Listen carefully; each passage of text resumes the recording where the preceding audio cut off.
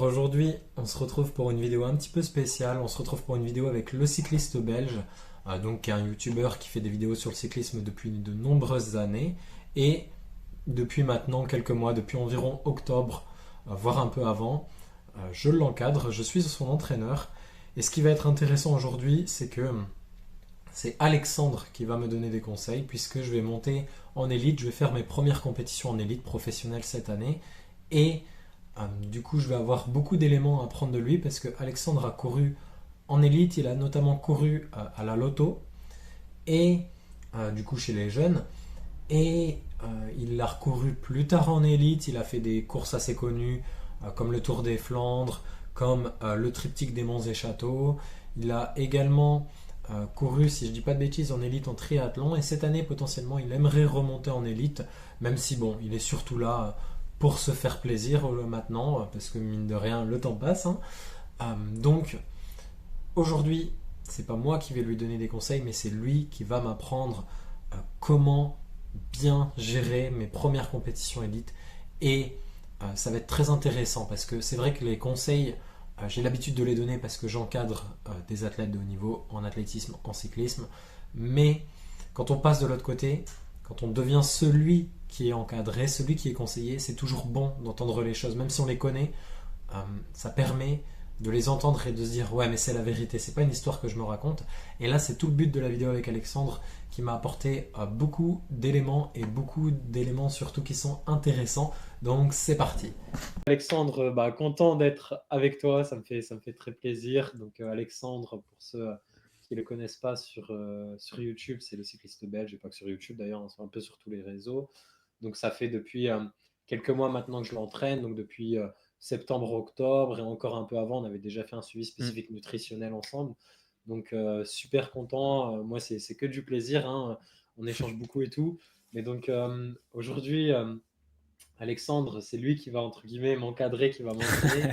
Pour une raison simple, c'est que comme vous le savez, moi je me prépare pour mes premières manches de Coupe du Monde de Gravel élite. Donc on est globalement sur un niveau quasi professionnel, hein, pour ceux qui ne situent pas, hein.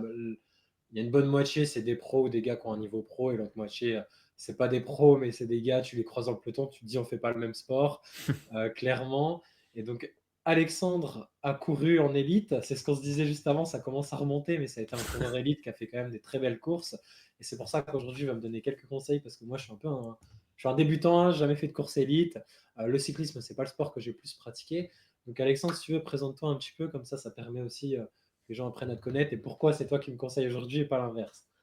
Ouais, bah écoute, bonjour tout le monde. Ouais, moi j'ai été élite déjà en junior, j'étais chez Lotto. Et donc j'ai fait toutes les grosses classiques qu'on connaît, un Tour des Flandres, Grand Prix de l'E3, Rolbeek, etc. Et puis j'ai fait une petite pause de quelques années pour retourner au triathlon, qui était mon premier vrai sport d'endurance avec l'athlétisme. Et puis je suis revenu en élite et là j'ai couru 1 an et demi à haut niveau. Sur des grosses courses aussi, UCI, Triptyque des Monts et Châteaux, Mm. les courses internationales. J'ai couru contre plutôt. Enfin, j'ai essayé de courir contre des gars comme Pavel Sivakov, Pidcock, Bissegger, enfin tous les gens tous les Je coureurs gratte un de joli. 28, 29 ans hein, qui courent actuellement, ils étaient dans ma catégorie, ils avaient mon âge. Donc on s'est croisés et en junior et après plus tard en élite. Et donc, ça commence à remonter effectivement parce que je crois que mon dernier dossard élite, c'était 2018, 2019 peut-être. Donc, ça revient, ça remonte à loin et junior, c'était il y a 10 ans quand même. Donc, voilà. Mais depuis, je suis un cycliste amateur et je partage mes compétitions, mes entraînements, le suivi que je fais avec Clément, tout ça. Je partage tout sur les réseaux sociaux, YouTube, Instagram. Un peu moins TikTok parce que j'ai vraiment du mal avec ce réseau. Mais donc, vous pouvez me retrouver sur la chaîne Le Cycliste Belge. Et donc, Ouais, aujourd'hui, je vais te donner mes astuces d'anciens quelques coureurs. conseils. Ouais, donc effectivement, de toute façon, on fera la vidéo en collaboration, donc les gens Yes. pourront te voir facilement. Mais oui, tu as quand même couru des belles courses, mon triptyque des Monts et Châteaux, on a quand même eu du Philipsen, du Ouais. Mark-Hirschi, du Vingegaard, du Bissegger, tout ce que tu as dit. Ouais, d'ailleurs, Et je crois que j'ai couru Triptyque des Monts et Châteaux l'année où Vingegaard était présent. Je crois qu'il n'a pas gagné, mais il était là. Mais il Bah, n'était pas si fort avant, il n'était pas aussi bon. ouais, il devait être encore à Colo Quick Ouais. et ouais, ouais, non, mais donc effectivement, ce qui est intéressant, c'est qu'il y a une belle dualité entre nous deux parce que moi, alors bon, j'ai couru, j'ai fait quelques championnats de France en athlétisme et tout, mais là où j'ai le plus d'expérience de haut niveau, c'est dans l'encadrement, Mm. dans l'accompagnement, dans plusieurs sports, tandis que toi, c'est vraiment dans la pratique plus que dans l'encadrement. Et c'est Yes. ça qui va être intéressant aujourd'hui parce que on a chacun une facette. Et bah, moi, je vais chercher cette saison à bien développer ma nouvelle facette qui va être la pratique à haut niveau, en élite. Et si je devais planter un petit peu le décor, ben, j'ai beaucoup de choses à apprendre déjà. Ça, c'est clair et net. Mais je dirais qu'aujourd'hui, en fait, ma préoccupation principale, elle n'est même pas sur la puissance physique, etc. Parce que si je n'avais pas un bon niveau de base, je ne me serais pas lancé là-dedans. Et puis toi, bah, Mm. tu connais très rapidement mes chiffres. Tu sais que mon rapport Ouais. poids-puissance, etc., c'est quand même loin d'être déconnant. Mais il y a tout un univers, en fait, que je ne connais pas. Parce que, par exemple, chose simple, hein, mais j'en discute avec mon entraîneur et tout ça, en athlétisme, tu peux arriver dans le sas 5-10 minutes avant, tu te seras bien échauffé, surtout dans des courses élites. Mhm. Globalement, par exemple, moi j'ai fait des championnats de France, c'est-à-dire qu'il n'y avait personne au départ de la course qui avait fait plus de 35 minutes. Je me dis, mais en fait, je pars, je me retrouve direct avec des gars qui courent 33, 32, 31, TPPR.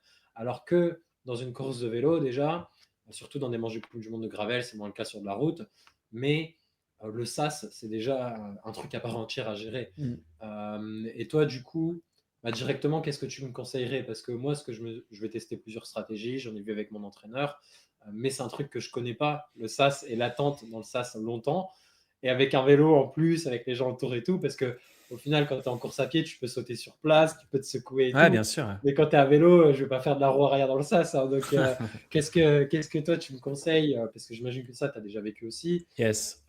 Qu'est-ce que tu me conseilles? Qu'est-ce que tu as ressenti toi, dans le SAS et tout? Mais en gravel, toi, tu vas avoir la chance de partir avec les élites, donc c'est un peu différent parce que vous êtes très peu. Mm. Donc au maximum, vous serez 185, 200, donc c'est quand même très peu nombreux. Donc il faut quand même être placé, être là tôt, mais aller en t'y mettant, si tu veux pas prendre de risques, une demi-heure avant ou 10, 15 minutes avant, tu as quand même ta place dans le sas et tu as une belle position. Quand tu cours en catégorie d'âge, là, tu as des sas où parfois vous êtes 500, 600, 800. Et là, tu dois être 2 heures avant dans le sas et en fait, tu patientes pendant 2 heures. Alors, il y a deux techniques. En fait, il y en a trois. Il y en a une qui est très mauvaise, c'est que tu t'échauffes pas et tu vas dans le sas tôt, mais tu es bien placé, mais du coup, tu es froid au départ. Mm. Et vu que les départs sont souvent très violents, bah, ça peut. Enfin, moi, je sais que je le paye cash. Si je suis pas échauffé, c'est compliqué. Après, il y a des gars qui arrivent à partir sans échauffement et c'est pas des diesels comme moi, quoi. Ils sont très bien.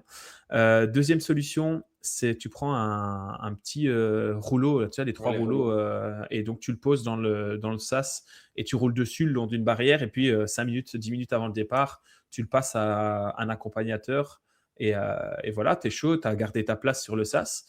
Euh, Autre solution aussi, c'est que tu as un accompagnant qui garde ton vélo le long de la barrière, enfin du côté du sas. Du coup, toi, tu quittes ta position, tu vas t'échauffer avec un deuxième vélo. Et puis, à 10 minutes du départ, tu te remets sur ton vélo qui est déjà présent dans le sas. Donc voilà, c'est un peu les trois cas de figure qui existent sur les manches de gravel. Et c'est typiquement gravel, ça. Enfin, gravel, c'est typiquement course UCI, les grands fonds d'eau et tout ça. Parce que Mm. sur les courses élites, là, personne s'échauffe. Tu arrives 2 minutes avant le départ. Et puis, ça part généralement assez tranquille. Puis, enfin, comme les courses, tu Oui. as l'échappée, ça fait de la patinette derrière et la course se lance vraiment dans la dernière heure et demie, quoi. Mm, mm. Effectivement, ouais. Et ça, c'est intéressant, tu vois. Là, direct, tu m'apportes beaucoup parce que la troisième solution, j'y avais pas pensé, tu vois, de Mm. laisser le vélo dans le sas et tout. Moi, globalement, ce que j'avais prévu, c'est de faire un bon échauffement et d'arriver 30-35 minutes avant. Parce qu'en 30-35 minutes, s'il fait pas froid, s'il fait pas une température horrible et qu'il pleut pas, tu te refroidis pas trop. Et après, Ouais. j'ai prévu une routine un petit peu avec mon entraîneur à définir plus, mais avec un tout petit peu de pliométrie pour garder les Mm. muscles chauds et un petit peu de conditionnement avec la respiration pour faire monter un petit peu voilà, la Le rythme cardiaque motivation et tout, et la motive. voilà, un petit peu avoir les crocs. Donc je pense que c'est une bonne solution. Mais effectivement, là, ce que tu dis avec le vélo, c'est très intéressant, ça a creusé aussi. C'est vrai que j'ai pas du tout pensé. Et c'est pour ça que, tu vois, à peine en une question, je me suis dit, ouais, mais il va me dire sûrement, bah, t'as les rouleaux et tout. Bah non, bam, direct, j'en apprends, tu vois. Et c'est des Ouais. choses. Parce qu'au final, c'est vrai que moi, quand je me retrouve dans des situations comme ça, souvent, les personnes vont me dire, ouais, j'ai des rouleaux, je vais faire du rouleau dans le sas, et puis basta. Yes. Et c'est ce qu'on voit énormément. Et puis, même les personnes que j'encadre, ça va être des rouleaux dans le sas. Et parfois, tu le vois même en amateur. Parce que c'est vrai que c'est ce que tu disais. L'an dernier, j'ai fait des Coupes du Monde de Gravel en amateur, et toi aussi. Tu as des sas, tu as 500, 400, Ouais. 500, 600, 700 personnes. Là, c'est mort. Si tu n'arrives pas une heure avant, tu es bloqué dans le trafic. Ah, c'est clair. Mais et pour moi, enfin, il y a des avantages et des inconvénients à tout. Tu vois, moi, si je reste plus de 15 minutes sans rouler avant le départ, ça me sort complètement de mon échauffement. S'éloigner du sas, c'est prendre le risque. Enfin, il faut gérer pour être de retour à temps. Mais moi, j'aime bien être en dehors du sas parce que quand tu attends, même sur ton rouleau dans le sas, en fait, tu vois les visages des autres et tout, tu sens la tension qui monte. Enfin, moi, j'ai du mal à rester dans ma bulle. Tu sens vraiment la pression monter, alors que quand tu es éloigné de tout ça, en fait, tu arrives dans le sas, tu es à 10 minutes du départ, tu n'as pas le temps de te poser toutes ces questions. Enfin, Ouais, moi, ça psychologiquement, va. moi, je préfère. Moi, ça va, je le vis bien. Après, c'est vrai que Ouais. j'ai jamais été une demi-heure dans un sas. Mm. Mais tu vois, j'étais le genre à arriver et regarder les gens. Et moi, tu vois, je suis le genre avec le grand sourire pendant que t'as tous les autres qui sont. Ça veut pas Ouais, dire. Ça fait pas réussir, hein, mais je suis mais assez serein là-dessus. 30 minutes, t'es gentil, hein, parce que moi, je crois que c'était à Turnout, ouais, c'était à Turnout l'an dernier.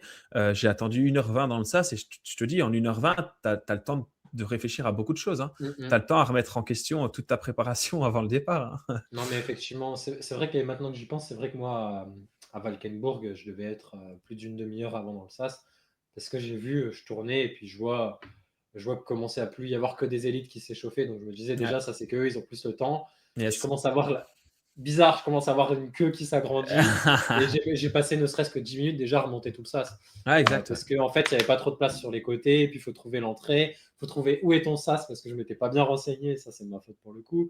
Donc ouais, mais ça, là, l'avantage, c'est que je vais faire au moins 2 Coupes du Monde de Gravel cette saison. Potentiellement 3-4, mais une sûre avant mon objectif principal Mm. à Valkenburg. Donc ça va me permettre de situer un petit peu. C'est des petits trucs comme ça aussi. C'est comme ce qu'on a parlé, c'est que moi je pense potentiellement partir sur des cales de route. Mm. Je suis pas sûr, parce que le gain il est vraiment marginal. Hein. Si tu gagnes 5 watts, c'est très bien. Mais je pense que c'est pas si marginal pour quelqu'un qui débute en élite de gagner 5 watts. Donc Ouais, surtout que... Ouais, après, moi, vas-y. j'ai regretté d'avoir mis des cales. À chaque fois que j'ai mis mes cales de route, parce qu'en fait, ça me permettait d'avoir mon capteur de puissance, ce que j'ai des Assioma. Mhm. J'ai regretté parce qu'en fait, tu es souvent freiné, tu descends du vélo, il y a du sable, tu mets tes cales dans le sable, elles se clipsent plus. Enfin, tu vois, c'est. Donc maintenant, pour moi, gravel, je mets des cales de VTT et comme ça, je peux courir avec les chaussures et tout. Je Ah, bourrine, quoi. ce qui est, moi, c'est vrai que j'ai eu l'avantage, et c'est vrai que l'an dernier, les amateurs, on s'est retrouvés bloqués dans une montée parce qu'il y a eu un embouteillage à Valkenburg. Mais Ouais. le truc que je me dis, c'est qu'en élite, tu as beaucoup moins de chances de te retrouver dans cette situation-là parce que, pareil, si on est 200, c'est une course qui est énorme. Et du coup, techniquement, à moins que le terrain soit trop technique pour toi, normalement, tu ne te retrouves pas à pied. Ou alors, tu as subi une chute ou un truc comme ça. Donc, c'est un pari. Je vais tester ça sur trois sorties. Je vais tester ça. J'ai une sortie gravel de 120 km fin février. Bon, toi, tu es au courant. Ouais. Mais je vais tester dessus. 2 semaines après, j'ai le Grand Prix de Denain en cyclo. Et là, c'est Mhm. des pavés. Ça va être intéressant. Ça va permettre de tester. Mais sur un format plus route. Et je vais tester à Turnout. Ce qui est Ouais. embêtant, parce qu'au final, si je devais en choisir une où je mets pas de câble de route, ça aurait été Turnout du fait qu'il y a du sable. Mais, mais Mais en donc, fait, tu as le sable et un petit puis peu. tout le retour le long du canal, en fait, c'est quasiment du VTT. Hein. Alors, il Ouais. suffit s'il pleut, c'est un bourbier. Hein, donc, Mais je vais peut-être prendre les deux quand même. Enfin, je vais voir ce que je vais faire. Mais après, toi, au niveau, comment dirais-je, au niveau physionomie de course, tu vois, comment, toi, tu connais les courses en élite, tu connais les courses gravel. hmm. Comment tu me conseilles un petit peu, même au niveau entraînement et tout, bon, évidemment, j'ai déjà mon entraînement, je sais comment va se dérouler la course en théorie, mais plus sur l'aspect mental, tu vois. Est-ce que tu as des petits conseils à me donner au niveau... Par exemple, tu vois, moi, ce que je fais là sur mes séances, c'est un truc bête, hein, mais c'est que il y a un truc qui me saoule de faire, mais c'est qu'avant de faire mes séances spécifiques vraiment pour la course, où c'est pas juste de développement général, en fait, je m'arrête genre 1, 2, 3, 4 minutes Ok. pour recréer ce moment où je vais être dans le sas et où je vais me Ouais. refroidir un tout petit peu, plus mentalement. Parce qu'en Ouais. fait, quand tu fais un entraînement normal, tu pédales, tu accélères, tu ralentis, mais tu pédales toujours. Ouais. Et là, vraiment, je m'arrête, je me mets sur un côté, je me mets dans ma bulle, et puis je démarre à fond ma séance d'entraînement. C'est comme si c'était un départ au pied du Cobert, par exemple. Ouais. Et comme ça, je recrée un petit peu ce truc de la course, tu vois, c'est comme j'ai des triathlètes, parfois ils font des courses où ça va être vraiment un circuit en 8, en rond un peu, tu vois, en 8. Et en fait, il va falloir travailler les virages parce qu'il y aura des relances de virages tout le temps que tu vas te taper, tu vois, parce que ça va être Ok. une boucle. Et toi, est-ce que tu as des conseils à me donner, peut-être des trucs qui vont être propres aux élites ou propres au gravel, où tu me dis, bah vraiment, ça va être un truc, c'est intéressant que tu penses. Mais il faut séparer les courses sur route et les courses gravel, c'est vraiment Clairement. 2 sports différents, c'est pas comparable du tout. Mais en gravel, en fait, il faut bien se dire que c'est jamais terminé. Donc ça veut dire qu'il peut t'arriver toutes les galères que tu veux, c'est pas fini, tu peux toujours te qualifier parce que devant, ce qui se passe, c'est que tu as vraiment les mecs qui sont très forts, qui vont former un peloton de tête, mais plus Mm. le temps avance et plus ce peloton va s'écrémer en gravel. Parce que les mecs vont exploser, ils vont avoir des soucis, des crevaisons, des casses, et donc, même si tu es dans un groupe derrière, il vaut mieux se gérer et faire un effort plus linéaire, rester dans un groupe et garder du jus. Et en fait, généralement, les écarts ne sont pas si grands que ça. Il vaut mieux être dans la gestion que de vouloir absolument rentrer, faire des efforts trop vite. Je pense que même en début de course, si ça part très fort et que tu es très vite décroché, il vaut peut-être mieux se mettre à l'arrière d'un groupe qui roule bien et faire le rat, quoi, rester dans les roues, pour garder du jus pour la dernière heure où tu vas pouvoir remonter tous les mecs qui explosent devant ou Ok. qui ont une crevaison et tout ça, plutôt que de vouloir absolument tout faire pour s'accrocher et se dire, OK, je m'accroche coûte que coûte, parce qu'en fait, à un moment, tu vas exploser et le but, c'est pas d'exploser. Parce qu'en gravel, si tu exploses complet, même si c'est pas une fringale, mais juste tu es à la rupture, tu perds beaucoup plus de temps que. Parce que, en fait, les écarts sont minimes, hein. Tu roules 1 km/h plus vite que quelqu'un d'autre à la fin de la course. Enfin, la qualif se joue à ça. Et je repense, bah, c'était pas en manche UCI, mais il y a une course il y a 2 ans en gravel. J'étais parti dans le groupe de tête, j'ai crevé, je me suis retrouvé loin, j'ai fait l'effort à mon rythme et finalement je me suis retrouvé à nouveau de premier. Puis finalement j'ai recrevé et puis en fait j'étais le plus fort de la course et j'ai fait quatrième parce que j'ai eu que des emmerdes quoi. Et les mecs qui étaient moins forts, ils ont juste eu de la chance, ils ont roulé à leur rythme et finalement ça s'est équilibré, ils ont fini devant moi. Ben, en course UCI, Ravel, c'est exactement la même chose. Donc, Mm. et alors, enfin, je sais plus dans quelle course c'était, mais je me demande si c'est pas un turnout ou un championnat d'Europe ou je sais plus quoi. Le mec qui gagne, il crève 2 fois en début de course et à un moment, il avait 10 minutes de retard sur la tête de course. Ouais. Et il est revenu, quoi. Donc, le gravel, c'est un sport où il vaut mieux être fort en endurance et rouler à un gros rythme tout le temps. Mais la PMA, elle sert si tu veux rester. Enfin, les efforts type PMA, ça sert pour rester dans le premier paquet longtemps. Mais à un moment, les gars finissent quand même par se retrouver dans des groupes de 5, 10. Il y a plus de peloton, quoi. Ouais, puis après, la technicité, elle joue plus aussi. Yeah, Alors, exactement. Ouais. au début, elle joue beaucoup parce que tu vois pas où tu mets les roues et donc, du Ouais. coup, tu dois être hyper prudent et puis ça frotte fort. Mais après, elle joue plus parce que tu es plus fatigué, tu arrives moins à lisser les efforts. Mm. Et du coup, c'est pareil, si tu es meilleur techniquement, bah là, en fait, tu feras une différence supplémentaire dans les petites parties. Si tu entames mieux un virage, deux virages, puis trois virages, tu vas créer des écarts. Et derrière, tu vas pouvoir lâcher un petit peu. Ok, c'est intéressant parce que moi, ma stratégie, elle n'est pas tout à fait établie. Évidemment, je pense comme toi globalement. Parce que si au bout de 2 heures, je suis rincé, bah, c'est super de dire j'ai fait 2 heures dans le top 20. Si je termine pas la course, oh, c'est quand même un signe qui est prometteur, mais je préfère terminer la course, quoi, on va le Ouais, dire bien sûr. concrètement. Mais ça va être pas Et- simple, c'est cet équilibre à trouver ouais. dans le début de la course, quoi. L'exemple le plus concret à mon niveau, donc là, moi, je ne suis pas du tout en élite, j'ai couru en catégorie d'âge, mais Turnout, il y a 2 ans, j'ai roulé très fort enfin, les 70 premiers kilomètres, puis j'ai eu un gros passage à vide, donc c'était 3 boucles de 53 kilomètres, quelque chose comme ça, ou 51 kilomètres, c'est ça.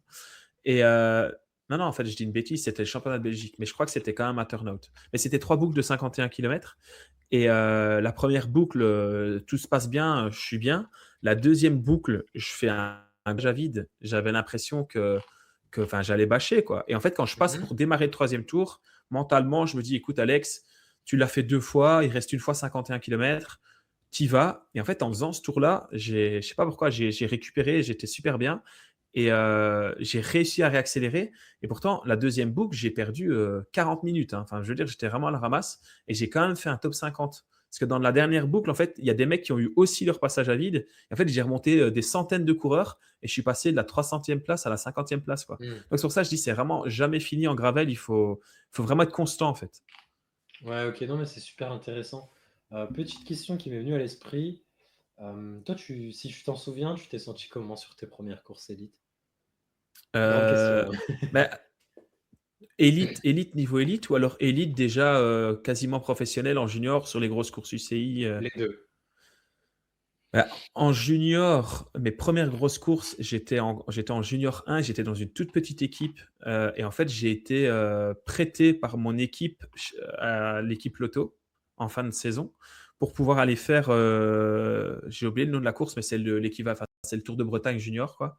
J'ai oublié le nom de la Ah, le course, Chris mais Elite? non, ouais, mais ça porte pas ce nom-là. C'est en Bretagne, c'est pour les juniors, c'est une course UCI, mais c'est Ah, ça nous reviendra peut-être. ouais. Le Tour du Morbihan? Non, non, non. Ah, alors, je Euh, peux pas te dire. mais enfin bon, donc j'ai été sur ces courses-là. Euh, c'est un autre univers, tu sais, quand tu viens d'une petite équipe, là tu te retrouves avec un staff, tu fais des échauffements, tu fais des briefings, tu as des kinés, tu vas à l'hôtel, enfin c'est un autre monde. Après, comment je me suis senti? J'avais la chance pour cette course-là, ouais, c'était celle-là, d'être dans une équipe où on avait donc c'était une course par étape, et on avait un très bon coureur qui avait remporté à l'époque le chrono des nations, donc Ok. un très bon coureur de contre-la-montre.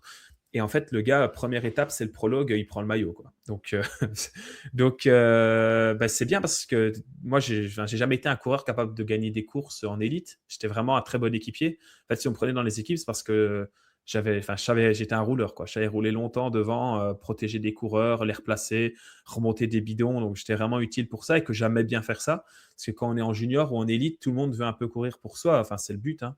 Mais vu que moi, j'étais prêt à rouler pour les autres, bah, je pense que c'est aussi pour ça qu'on m'avait pris dans ce genre d'équipe.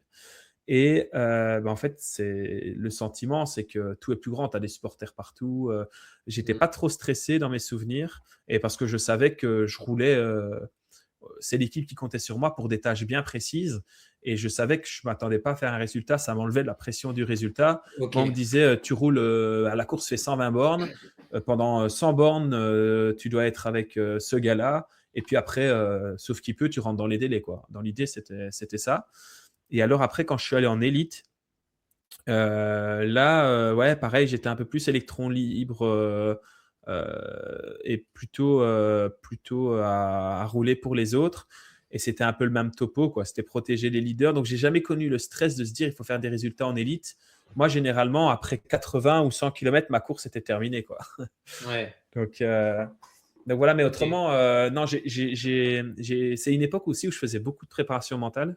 Donc, je faisais de la sophrologie, etc., de la visualisation, enfin, tous ces trucs-là. Donc, forcément, dans la gestion du stress, Ça joue. ouais, t'es vachement plus préparé, quoi. Tu sais que, enfin, il y a plein de techniques qui te permettent de très bien gérer ton stress, d'avoir des repères, tu sais, c'est des bêtises, mais boire de l'eau, tu vois, des préparations mentales, ou quand tu bois de l'eau, ou quand tu bois ta boisson isotonique, euh, tu as tellement travaillé là-dessus, assis sur une chaise avec le préparateur ou la préparatrice mentale, que quand tu bois ta boisson isotonique, tu as l'impression d'avoir un vrai gain d'énergie, mais c'est totalement psycho. Enfin, tu l'as, mais je veux dire, il est appuyé Oui, il est psychologique. appuyé, il est encore plus important, quoi. Ouais, exactement. Et alors, pareil avec comment ça s'appelle? Avec le son de la cloche au dernier tour, tu vois. Le fait Mm. d'entendre le son de la cloche, tu le travailles tellement que tu l'as tellement visualisé que quand tu entends le son de la cloche, tu as l'impression, même si tu es mort, que tu as retrouvé, tu es à Mm. 100% de batterie. Mm. Et alors, tout ce qui est visualisation de circuit aussi, donc le repérage, que ce soit en vidéo ou sur place, moi, je visualise toujours les circuits. Donc, quand j'ai un objectif, je connais le circuit par cœur, c'est-à-dire que je le visualise avant de dormir, mais des semaines à l'avance, tous les soirs. Et donc, je connais par cœur exactement enfin, les virages, les trous, les graviers, enfin, je connais tout par cœur, le positionnement. À quelques jours, on sait déjà la position du vent, donc je me visualise selon la position du vent, où est-ce qu'il faut que je me place dans le peloton. Ok. C'est tout ce travail qui paraît anodin comme ça, mais qui permet plus facilement d'atteindre le flow, là, tu vois, cette sensation Ouais. où tu es concentré sur ton effort et où en fait tout est plus facile. Mais c'est parce que c'est un travail quotidien de préparation mentale. Donc il y avait cet aspect préparation mentale qui était très très Et important. tu penses que ça fait une grosse différence pour toi, pour toi? Ouais, ouais, pour moi, c'est clair. Quand tu bosses la préparation mentale et que tu sais où tu vas mettre tes roues, et que en fait, tu as l'impression d'avoir pensé à tout et pas que uniquement à la préparation, au repos, à la nutrition, et que tu ajoutes à ça OK, c'est ici dans le groupe, il y en a aucun autre qui connaît comme moi l'endroit exact où il faut se placer, l'endroit exact où il faut accélérer. En fait, tu as l'impression d'être un surhomme et puis pendant la compète, tu ne penses plus qu'à ce qui se passe pendant la compète, ce que tu ressens, tes sensations, où Mmh. se mettre et donc tu es vraiment dans une bulle, ouais, tu es dans une position de flow, et du coup OK. tout est simple. Tout est OK, très simple. OK. Non, mais ça, c'est super intéressant. C'est pareil, tu vois, je pensais pas forcément qu'on parlerait de ça, mais c'est intéressant. Bon, tu sais que moi aussi, je m'intéresse à ce genre de choses. Je visualise beaucoup également. Par contre, je travaille moins avec des, comment dire, je cherche le terme, des stimulations sensorielles variées. Tu vois, Ouais, par exemple, la gourde, tout ça, je vais moins travailler avec ça. Bon, la cloche, là, j'aurais pas d'intérêt parce que je suis même pas sûr qu'ils sonnent la cloche sur toutes les coupes du monde, même s'il y a plusieurs tours techniquement, mais je sais pas ouais. s'ils le font. Non, je crois pas. Même si c'est vrai que techniquement, ça pourrait être le cas puisque c'est une course en circuit. Mais si tu es dans le groupe avec les élites, elle y est, c'est sûr. Mais si tu passes dans un groupe derrière, Oui, si tu passes une heure après. ouais, ouais, Moi, tu me exact. diras, tu peux être en élite si tu as eu des trucs rocambolesques, tu peux passer une heure après aussi. Mais Ouais, bien sûr, hein, c'est si tu as eu clair. une chute de crevaison, tu passeras une heure après. Mais non, mais c'est très intéressant.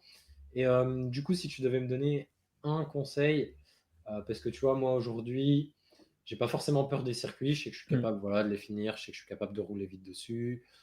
J'ai pas forcément peur de moi, ma technicité.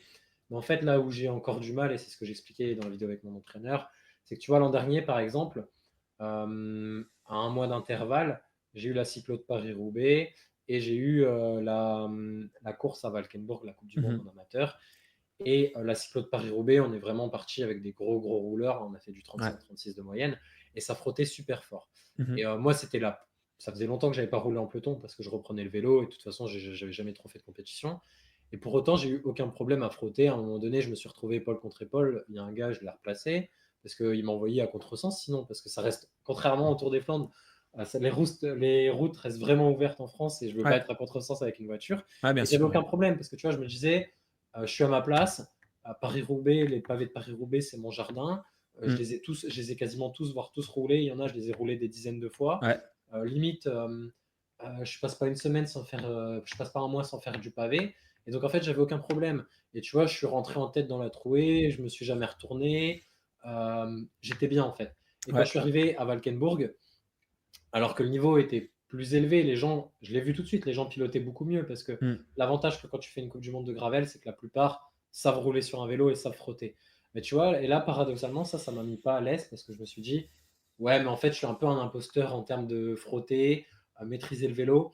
Et résultat, c'est pas que j'ai pas frotté du tout, mais j'ai perdu des places bêtement. Et je me disais, ouais, mais je vais pas frotter parce que je prends un risque et en fait, j'ai pas envie de mettre les autres à risque. Ce qui est Ouais. bête parce que au final, bah, sur Paris-Roubaix, quand tu frottes sur le pavé et que tu doubles des mecs en descendant sur le bas-côté alors que tu as des giga trous et tout, c'est limite pire qu'en gravel Ouais, parfois. bien sûr, ouais. Même si c'est moins régulier sur Paris-Roubaix qu'en gravel. Et du coup, tu vois, moi j'avais un manque d'aisance en fait et j'étais pas à l'aise et je me suis jamais sorti à ma place et je pense que ça m'a pas aidé.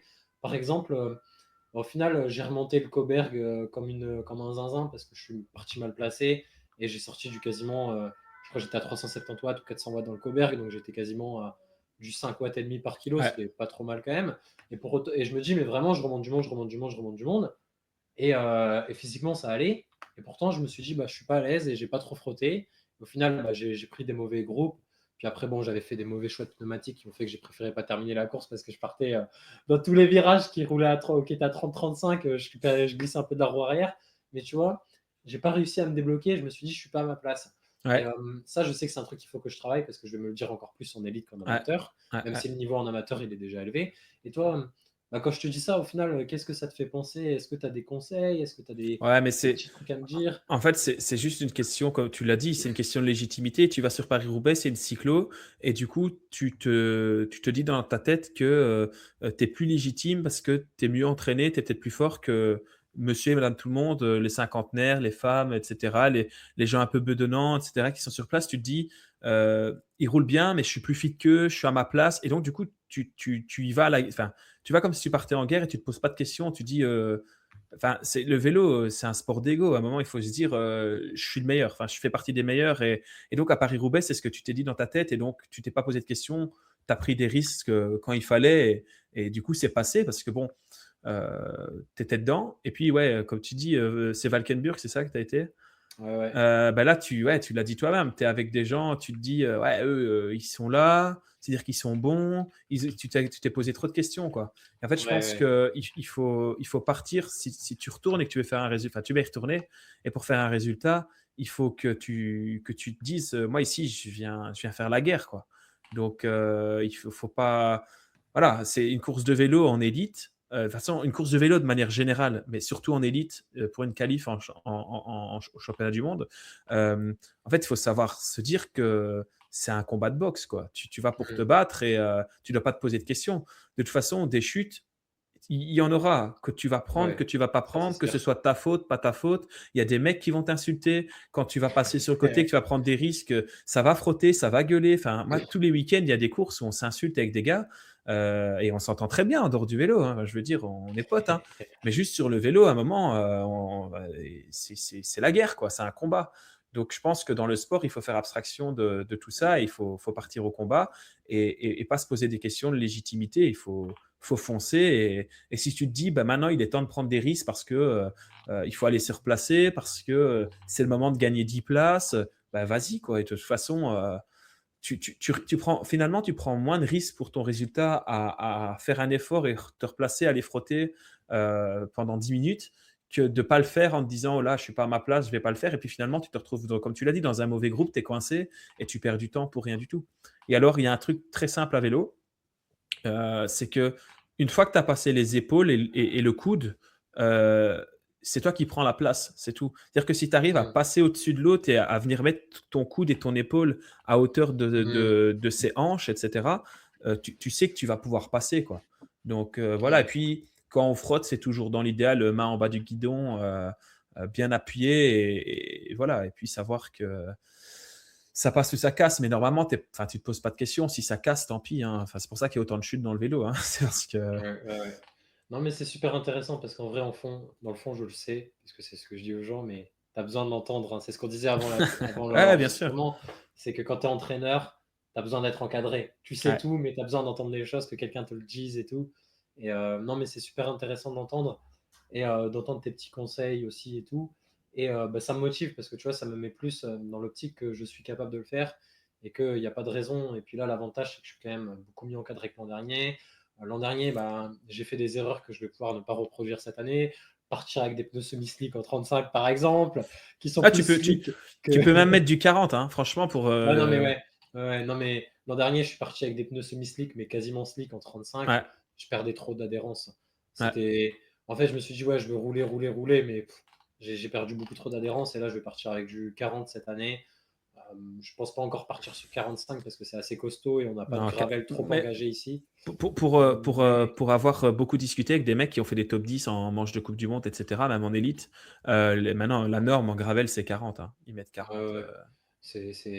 Mais tu vois, enfin, j'hésitais parce que je connaissais pas les chemins et j'ai pas trop reconnu et tout. Et en fait, c'est des trucs en fait qui m'ont pénalisé parce Hmm. que je suis venu un peu avec mon esprit athlétisme et je me dis, ouais, je regarde une fois le truc, je passe une fois sur quelques passages clés et c'est bon, derrière, tu déroules et ça roule tout seul. Non, non, ça se passe pas comme ça et c'est ça qui est intéressant aussi. Tu vois, et c'est pour ça que c'est bien de l'entendre parce que je savais que ça se passait pas comme ça. Combien de fois j'ai dit à des personnes, non, mais le prends pas en mode c'est trop facile. Je te dis pas que c'est difficile, mais il y a des points que tu dois travailler. Et si tu les Ouais. travailles, ça sera facile. C'est ce que tu expliquais avec la visualisation et tout. Ouais, mais Et la moi, j'ai repris du pneumatique. travail. Ouais, Ah ouais, vas-y. non, mais la pneumatique, c'est la folie, hein. Moi, j'ai vu des gars au départ de course où ils ont leur vélo et tu as quelqu'un à côté d'eux avec 3 paires de roues différentes, de gravel, monté Hmm. avec 3 types de pneus différents. Différent, ouais. Et dans le sas, il se met à pleuvoir, les mecs démontent les roues, ils changent la paire de roues, tu vois. Ouais, non, mais. Il y a des mecs, enfin, parce qu'en gravel, tu as le droit à te faire dépanner sur le bord de la route dans les zones de D'assistance. changement, Ouais. d'assistance, exactement. J'ai déjà vu des gars changer de paire de roues, enfin, parce que la météo changeait en cours de compétition, hein.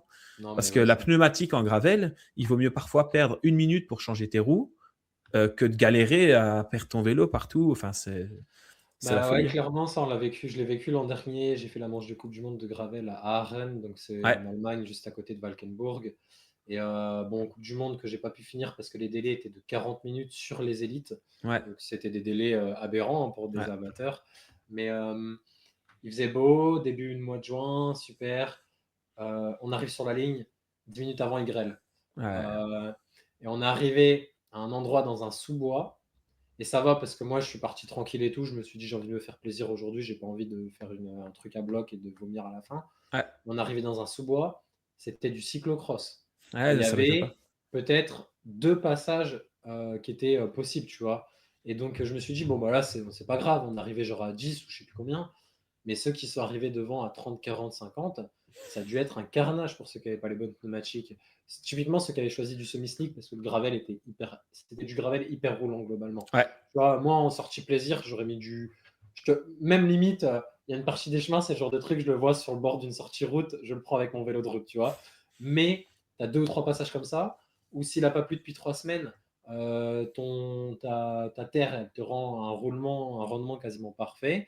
Et là, il pleut, mais du cyclocross, c'est ouais, c'est vraiment clair. littéralement. Et je me suis dit, bah, je suis content d'avoir fait cet hiver au final, mais non, mais c'est intéressant là tout ce que tu m'as partagé et c'est franchement c'est enrichissant et bah, de toute façon, je pense qu'on aura l'occasion de rééchanger plus.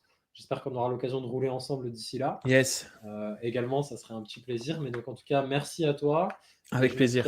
je mettrai voilà, tes réseaux et tout dans la description. Et puis, bah, la vidéo sera je sais plus comment ça En s'appelle, collab, ouais. en collaboration. Donc, vous pourrez aller suivre la chaîne d'Alexandre. Donc je viens de finir de monter la vidéo, j'enregistre ce petit supplément pour conclure la vidéo. Merci de l'avoir regardée, j'espère qu'elle vous aura plu. N'hésitez pas à me dire ce que vous voulez voir en vidéo, le contenu que vous voulez voir, quel point vous voulez voir traité, la fréquence de vidéo qui vous intéresserait, parce qu'aujourd'hui là j'ai pas mal d'idées de vidéos pour les prochains mois, mais quelle fréquence vous souhaiteriez, quelle chose vous aimeriez voir, quel type de montage et tous ces éléments-là pour que moi je puisse m'améliorer et vous fournir tout simplement ce qui vous plaît. Donc on se retrouve très vite pour une nouvelle vidéo. À tantôt.